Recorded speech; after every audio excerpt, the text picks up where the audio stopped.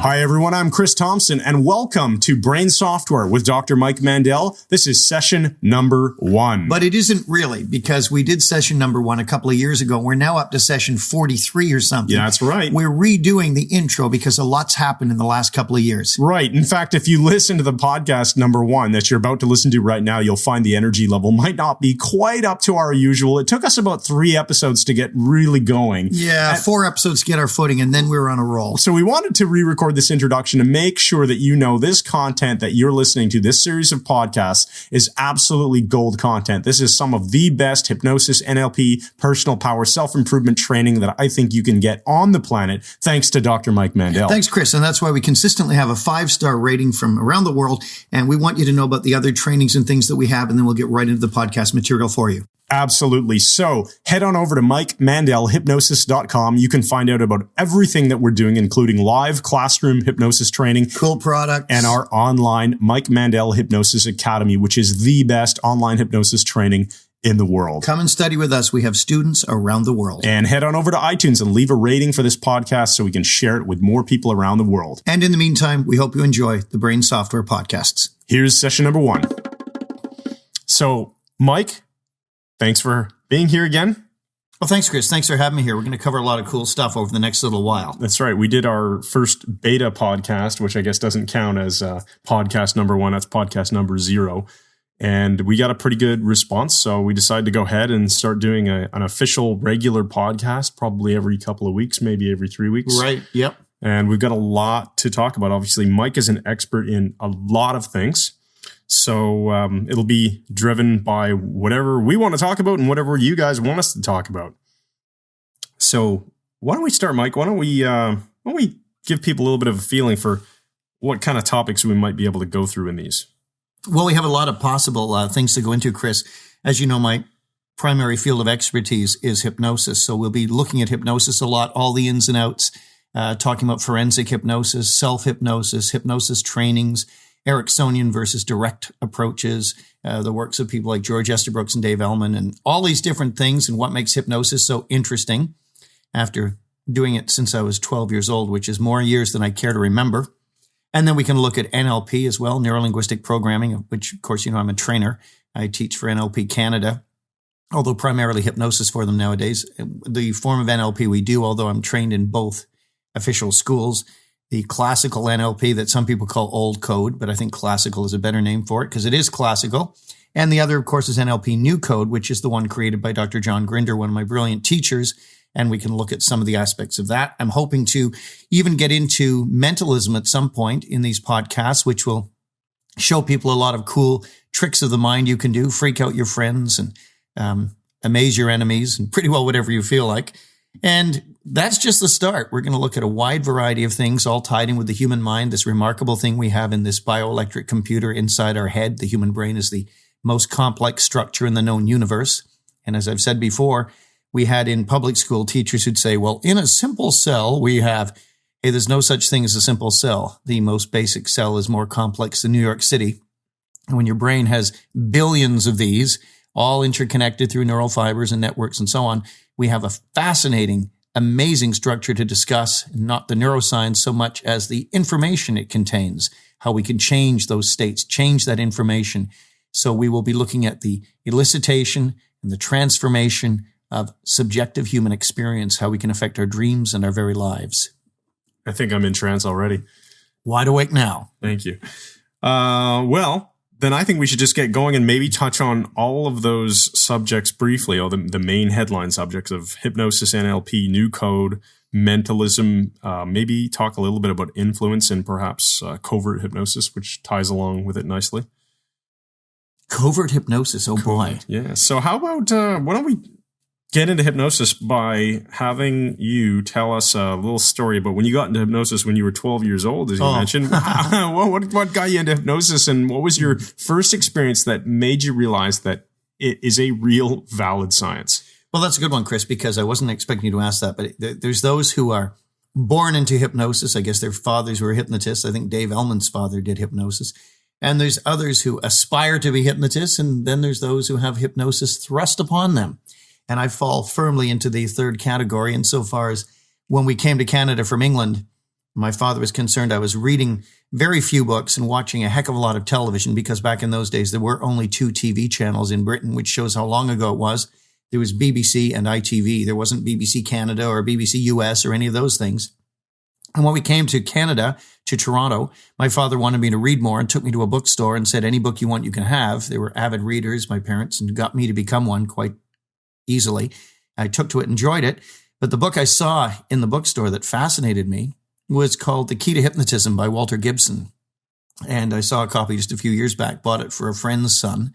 And at age 12, took this book home and learned the contents. And one of the methods was hypnotizing difficult subjects. And back in those days, I assumed that everybody was a difficult subject with very little confidence as a 12-year-old boy. So began trying to hypnotize people, and trying is the correct word because I would by and large fail. Although next door, there were 2 kids who were friends of mine, Max and Wayne. And I actually ran into Wayne a few years ago. I hadn't seen him since we were children. Max was a poor subject with my method I was using. Wayne was a phenomenal subject, and he was a couple of years younger than me, but I succeeded in getting him into such a profound trance that I was able to cause his hands to become numb enough to stick pins in his fingertips without him feeling it, an area that's normally quite rich in nerve endings and elicits a response with most people, certainly a young kid. And his parents found this far less interesting and less of a good idea than I did. And so I found a fascination with hypnosis at a very early age and continued with it through my high school years and so on. And then eventually made it the mainstay of my entire life, which is what it is now. Hypnosis to me is essentially the same as breathing. So putting needles in pins in this kid's finger was essentially what convinced you it was real. And it's terrible, isn't it? In fact, when I got in touch with Wayne a number of years ago, maybe 3-4 years ago, he showed up at one of my events at a theater demonstration I was doing, and I'd found him on the web. And I wound up talking to him on the phone first. And he said, hey, what are you doing these days? He said, I remember when we were kids, you used to hypnotize me and stick pins in my fingers. And I said, well, it's funny you should remember that, because you are essentially patient 0. You're the first one it started with. And then I told him I was doing hypnosis full time, and he was completely shocked. Oh, that's hilarious. I remember I had a similar experience the first time I studied a little bit of hypnosis, and I managed to put a guy pretty deep under trance doing some crazy things, which I won't go into. But come on, Chris. What did you do? I had him running on a treadmill. It was in Porter Hall at Carleton University. A non-existent treadmill. Yeah, running on a non-existent treadmill, falling off the non-existent treadmill, and then and going to a non-existent hospital, I presume. It cascaded into a bunch of other crazy stuff, and I ended up making the mistake of programming him to have complete amnesia for the entire experience of being hypnotized. So he thought he was just dreaming, and that I had woken him up in front of this large crowd. And I could not, still to this day, can't get him to believe that he actually did those things. No, you'd have to get him back into the state, because we're talking about state-specific learning here. And it's wonderful that in one of your early attempts that you were able to produce a profound amnesia like that. Amnesia is an interesting thing. And state-specific learning, state-specific information is very key to a lot of hypnosis work. And when I say state-specific, I mean you have to be in the same state as when you took the information in, if it's a profoundly different state from your daily life, in order to reaccess the information. For example, the drunk who loses his car keys can't find them anywhere, and the next time he's drunk, he remembers where he put them. And you had this guy in such a powerful state that unless you get him back in that state, he's probably not going to believe it again. Yeah, I'll tell you, I really didn't know that much about what I was doing. Back in the day, I was probably 19 years old. I had only just started learning a little bit about this because I had seen your stage show, and I decided to start reading things like the collected papers of Milton Erickson. Oh, Milton, yes. Yeah, really interesting stuff, but I knew very little about what I was doing. This guy was just a phenomenal subject. We all need phenomenal subjects in our early days. In the inchoate formation of our hypnotic careers, it really is encouraging. I don't know what would have happened if I had nothing but supposedly bad subjects for the first year. Well, this is probably why there's so much documentation about hypnosis on how it only works on X% of the population. What do you think about that? I mean, that's such a mythology, and so many theories about hypnosis are completely outdated. One of them being that very thing, that X number. I've heard some books say 10% of people are particularly good subjects, and maybe another 20% are mediocre, moderate subjects, and 30% are fairly good subjects, and the rest can't be hypnotized. And of course, all that is telling us is with that operator, that hypnotist, using that particular method on that day, that's the results he got on those people. It is so specific to the person, to the context. Hypnosis is entirely context driven. I've created powerful hypnotic states with methods that should never have worked in a billion years, only because I didn't know they weren't supposed to work. I can remember taking people's names away on stage in my early 20s, and a hypnotist showed up at my event. He said, "You can't cause that kind of amnesia without a deep hypnotic state." He was furious with me because I was breaking the rules. What rules, right? Right. Way to redefine the rules. So speaking of stage hypnosis, though, it's very different than doing therapeutic hypnosis, right? Very much so, right. And so I guess what I'm trying to get at is if the literature says X% of people are great hypnotic subjects, maybe in a stage environment, there's some more truth to that, because you're going to fire a specific method at a crowd and you're going to tend to get a certain percentage of people that respond very well. But in that case, you're having to throw one method at an entire audience. Is that not the way it works? That's exactly correct. You have to use what typically a broad spectrum method that has a very high kill ratio, if you forgive the term kill ratio, because ideally, with a broad spectrum method, you're going to get a high enough percentage of good subjects that are going to be entertaining, because the number one outcome of a stage hypnosis show is it must be first and foremost entertaining. If it's not entertaining, you're not going to get hired back. So that might be a good segue into NLP, because one of the things that I've noticed in watching you do the many stage hypnosis shows that I've seen is that you tend to use a fairly visual method of trance induction in the beginning. And I think from NLP, something like 60% of people are primarily visual thinkers. In Western society. Right. Yeah, in Western society, one of the hallucinations or rules is that about 60% of us primarily use the visual system. But if you observe more closely, Chris, you'll quickly determine I'm using three different systems. So for those who aren't noticing it, yes, I'm doing trance by having them look at something, in this case, usually my hand doing an odd thing. But I'm also layering on all kinds of auditory cues that are firing off the Broca's speech center in the front left brain. So I'm using the auditory sense, and I'm also touching their hands and so on, setting up kinesthetic anchors that are going to fire these states later as well. So, but you're right. The primary thing that people are going to notice, from the audience at least, is the visual sense being activated. And I think in classic direct method hypnosis, people tended to use, or still do tend to use, very visual focused trance inductions, right? Like Braid style. Right. Inductions. Very, very well put. James Braid, of course, the doctor, some say optometrist from Scotland, some say Manchester, England, who was using a brightly colored or a lit up disc for his optometric patients to stare at, went out of the room, came back and determined one had gone into a mesmeric state. And Braid then coined the term hypnosis, which means nervous sleep, and thought that it was eye fixation that caused it. Oh, you've got someone ringing you in the studio, Chris. We got a question coming in. Must be a telemarketer. It's a telemarketer phoning the studio as we speak. All right, well, we'll just hang up on them. So Braid was doing, yes, you're quite correct. Braid was doing very directive hypnosis based on a visual cue, having people focus their visual attention. But it's really, of course, not the focusing of the eyes that causes trance. It's the focusing of attention to a large degree, the shifting focus of attention. Okay, so it sounds like Braid's method was entirely directive. Yes, and that's classical, old-style hypnosis is cause and effect hypnosis. In other words, the hypnotist does something that causes the subject to go into a trance. But now we have adopted a different model, which is the Ericksonian or indirect model, although both of them are useful in context. This is what Dr. Stephen Gilligan called the cooperation principle in Ericksonian hypnosis. Basically, it's the idea that the hypnotist and the subject cooperate together, enter this communication loop that enables them to create trance between them. So it is the subject and the operator, or the subject and the hypnotist, work together to create trance, rather than it being something the hypnotist does to the subject. And it's far more effective for that reason. And so hypnosis is really about a hypnotist being in trance and being a coach to the subject. Oh, that's a good one for hours of discussion. That's an interesting point, Chris. Yes, the question when I teach my students at University of Toronto for NLP Canada is, what trance are you going to be in when you're doing hypnosis? Because you will be in one. Yeah, that's for sure. I mean, I've been your student for a long time, and I can attest to the fact that we just go in and out of trance all day long. Wide awake now.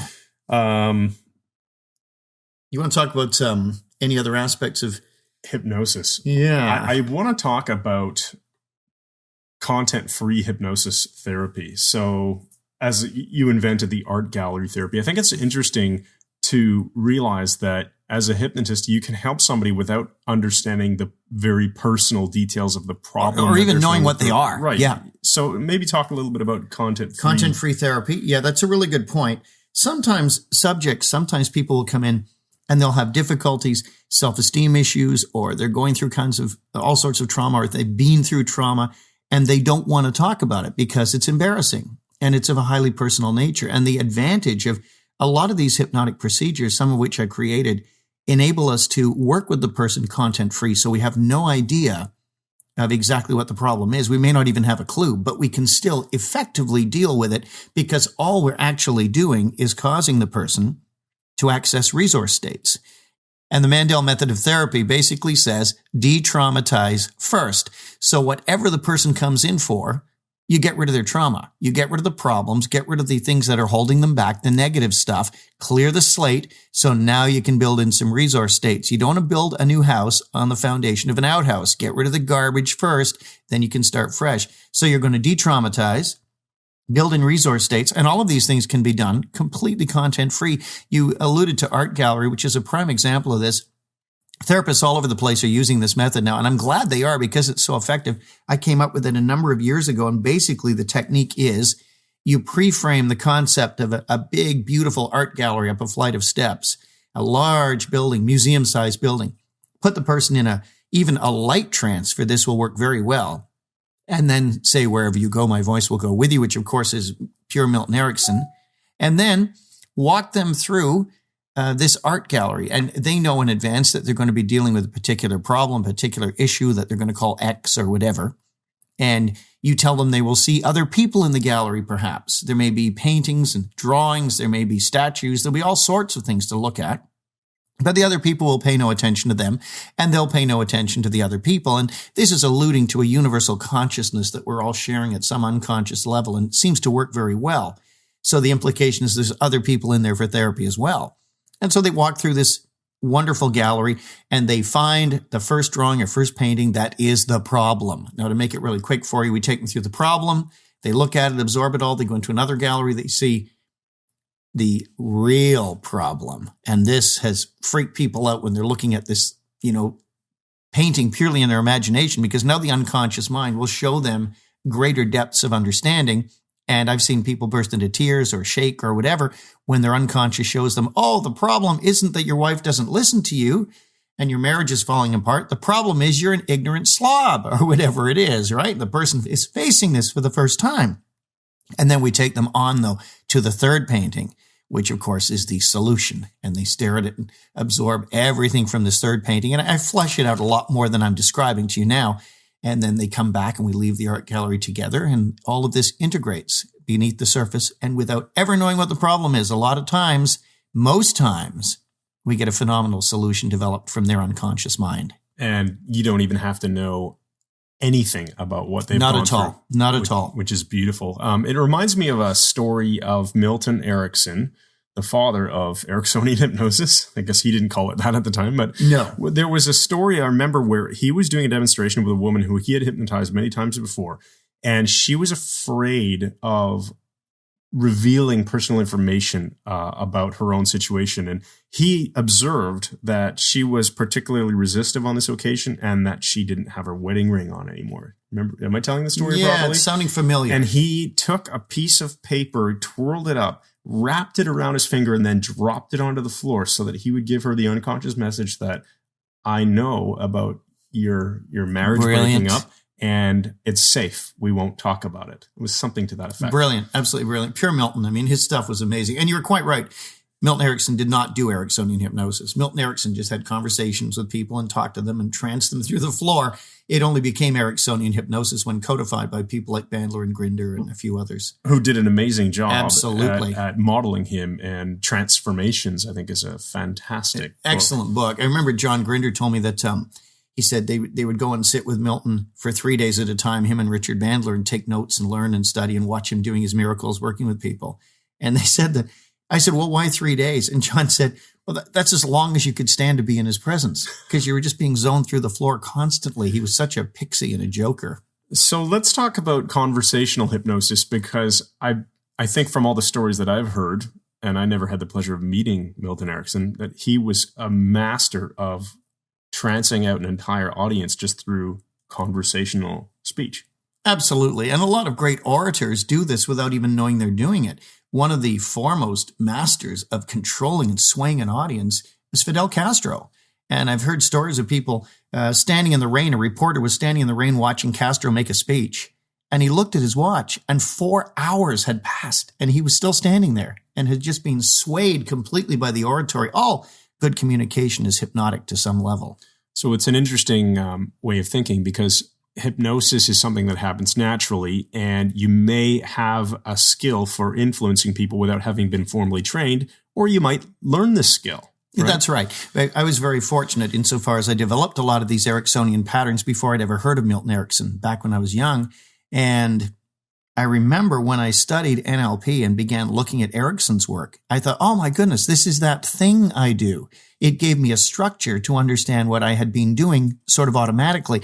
I remember walking home from high school many years ago with two friends of mine, and we'll call Brian and Steve only because that was their names. And we'd be walking home and I would get them to fight with each other purely for my own amusement. And I'd talk to them in a certain way. And I'd begin accessing these angry states, and then I would step out of the frame, so they'd be just the two of them walking, and they'd look at each other as they were talking. They'd wind up, punching each other out on someone's lawn. I mean, I was a teenager at the time. Please forgive me, folks. It was a long time ago. And I remember Brian had Steve by the lapels. It got to the point they knew I was doing it, and it still would fire, and they wouldn't be able to stop it.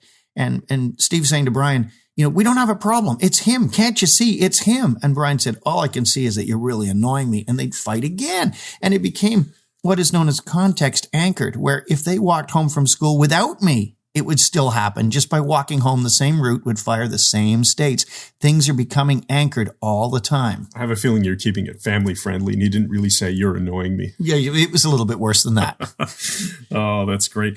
So we have covered quite a bit on hypnosis, and I'm sure at this point, if you're listening to our podcast episode number 1, you probably have some questions. So send us email. We would love to get your questions at info@MikeMandelHypnosis.com. Or actually, I think we set up a separate email address, questions@MikeMandelHypnosis.com. So let's use that instead. And that's Mandel with one L. Yeah.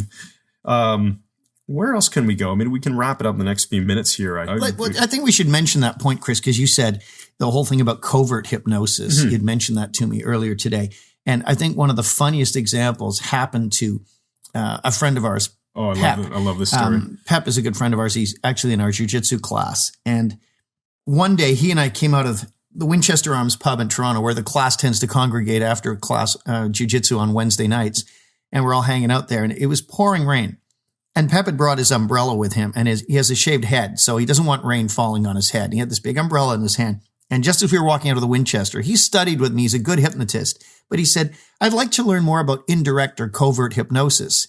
And as we walked out the pub, I started telling him a true story about my brother-in-law, whose sinuses were blocked when he was a little kid, who went to the chiropractor, who actually put a balloon in his sinuses to force them open and pop the balloon inside his head, which was not a fun experience.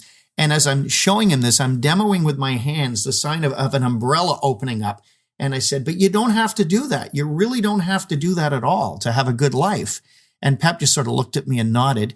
And we stepped outside in the pouring rain, and I put my umbrella up, and he left his down.